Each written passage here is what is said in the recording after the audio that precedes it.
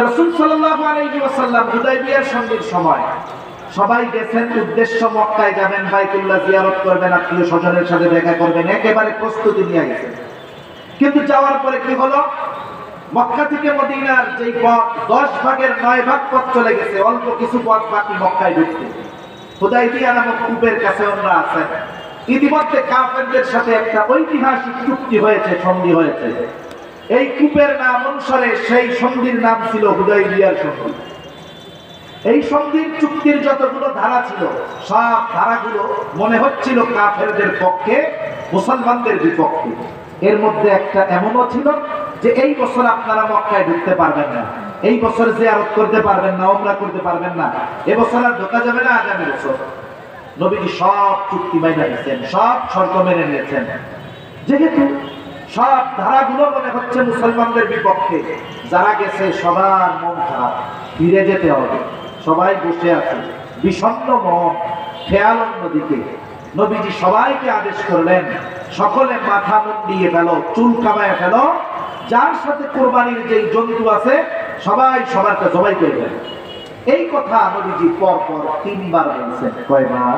3 বার। জোরে বলেন না, কয়বার? 3 বার। বলেন তো, নবীজির কোন নির্দেশ সাহাবায়ে কেরামকে একাধিকবার দেওয়ার প্রয়োজন আছে? না। সাহাবা কেরাম তো নবীজির চেহারার দিকে তাকিয়ে থাকে। নবীজির চেহারার মধ্যে যদি বিষণ্ণতার ছাপ থাকে, সাহাবা কেরাম নবীজি কিছু বলার আগে সিদ্ধান্ত নিয়ে নেয় যে নবীজির ওই চেহারায় হাসি ফোটাতে যদি আমার গোটা দুনিয়া ত্যাগ করতে হয়, আমি পিছপা হব না। অথচ 3 বার বলার পরেও তারা কোনো নড়েও না, চড়েও না। নবীজি এবার ওই সফরে নবীজির সাথে ছিলেন উম্মে সালামা রাদিয়াল্লাহু তাআলা আনহা। নবীজি উম্মে সালামা রাদিয়াল্লাহু তাআলা আনহার কাছে গিয়ে ঘটনা বর্ণনা করলেন যে অবস্থা তো কি করা যায়। উম্মে সালামা বলে, ইয়া রাসূলুল্লাহ, হয়তো তারা মনোকষ্টে আছে, আপনার কথা খেয়াল করে নেন, আপনার কিছু বলার প্রয়োজন নাই, আপনি আপনার জন্তুটা নিয়ে তাদের সামনে জবাই করে দেন। এইবার নবীজি তার প্রাণী চাইলে তাদের সামনে যখন জবাই করে দিলেন, কিচ্ছু বলা লাগে নাই, সাথে সাথে সকলে উঠে গিয়ে মাথা মুন্ডিয়ে ফেলল এবং যার কাছে যেই জন্তু ছিল সকলে সেগুলোকে কোরবান করে দিল। যে কথার থেকে এদিকে গেলাম যে কিছু বিষয় আছে বলার চাইতে করার মাধ্যমে বেশি প্রভাব বিস্তার হয়। আমার আপনার নবীর মাধ্যমে এই ঘটনাকে সংগঠিত করে মূলত আল্লাহ তাআলা চেয়েছেন এই কুসংস্কারের কবর রচনা করার জন্য।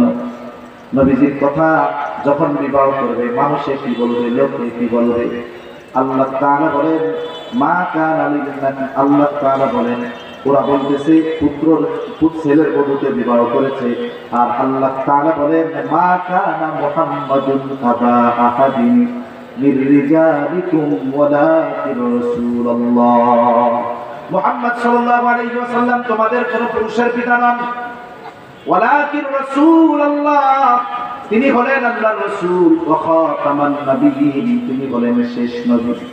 আল্লাহ তাআলা আমার আপনার নবীর মাধ্যমে কাজটা সংগঠিত করিয়েছেন। এই জন্য আমাদের মনে রাখতে হবে, অনেকের ঘরে পালক পুত্র, পালক কন্যা আছে না নাই? আপনি ছোট বাচ্চা আনছেন, পালতেছেন, যে এটা আপনার পালক মেয়ে, বড় হয়েছে, আপনি কত আদর করেছেন, চুমা দিচ্ছেন। ওই মেয়েটা যখন প্রাপ্তবয়স্ক হয়ে যাবে, পালক বাবার সাথে আর দেখা করতে পারবে না। ছোট বাচ্চা ছেলে আনছিলেন, মা হিসাবে লালন পালন করেছে আপনার স্ত্রী, পুত্রবধূ, সে যে হয় হোক।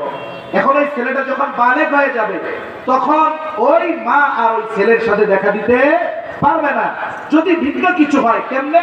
2 বছরের আগে ছেলেটাকে আনছে, ওনার স্তনে দুধ নাই, উনি কি করলেন, ওই ছেলেকে দিয়ে ওনার আপন বোনের দুধ পান করায় দিলেন, তখন সম্পর্ক ভিন্ন।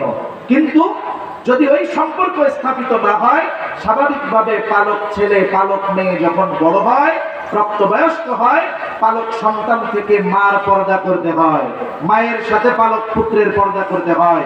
মেয়ে যখন বালেগা হয়ে যায়, বাবার ওই পালক কন্যার সাথে পর্দা করতে হয়, মেয়েটারও ওই পালক বাবার সাথে পর্দা করতে হয়। কথা বোঝা গেছে তো? 2টা বিষয় বললাম।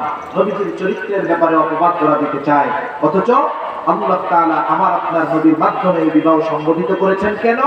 যেন যুগের পর যুগ ধরে চলে আসা এই কুসংস্কারের কবর রচনা হয়ে যায়।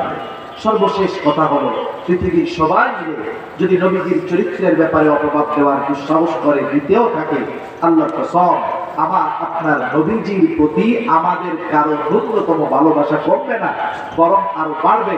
মানুষ নবীর সম্পর্কে জানবে এবং নবীজির উত্তম আখলাকে আকৃষ্ট হয়ে ইসলামের ছায়াতলে আসবে। তবে এটাও মনে রাখতে হবে, যদি কেউ নবীর চরিত্রের ব্যাপারে উপভোগ দেওয়ার দুঃসাহস করে, সে যে হয় হোক না কেন, ইমানদার তাওহীদি জনতা ঈমান হেফাজতের দাবিতে, ঈমানের দাবিতে ওই জালিমের কণ্ঠ রোধ করার জন্য যত ব্যবস্থা গ্রহণ করার দরকার, ঈমানদার তাতে পিছপা হবে না। ঠিক কিনা বলেন? সেজন্য আমার আপনার নবীর চরিত্রকে আল্লাহ মহান চরিত্রে অধিষ্ঠিত করেছেন এবং নবীর চরিত্র পূর্ণাঙ্গ চরিত্র। আমার আপনার নবীর আগে যত নবী আসছে সবাই উত্তম চরিত্রওয়ালা, কিন্তু আমার আপনার নবীর ব্যাপারে আল্লাহর নবী বলেন, ইন্নামা বুইসতু লিউতাম্মিমা মাকারিমাল আখলাক।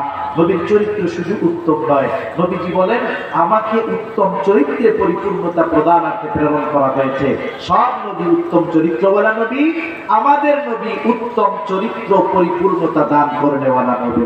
আল্লাহ তাআলা সেই নবীর পরিপূর্ণ অনুসরণ করার তৌফিক আমাদের দান করেন।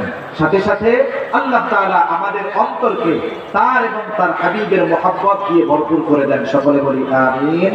ওয়া আখিরু দাওয়ানা আনিল হামদুলিল্লাহি রাব্বিল আলামিন।